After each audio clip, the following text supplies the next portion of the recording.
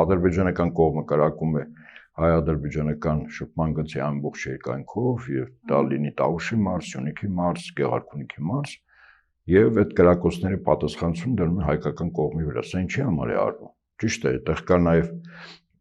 այլ խնդիրներ լուծելու ցանկություն տեղի բնակիչների մեր երկրի քաղաքացիների նկատմամբ հոգեբանական լուրջ ազդեցություն է, մարդիկ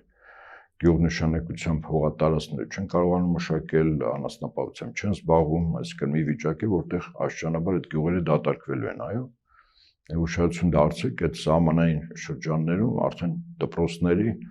օպտիմիզացիա է գնում։ Այսինքն փակվում են դպրոցներ, մարդիկ դուրս են գալիս աստիճանաբար։ Բայց դրանից զատ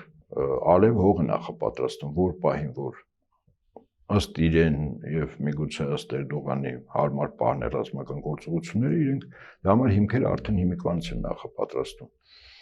Այդ թվում նորից եմ կրկնում, այդ թվում Հայաստանը որպես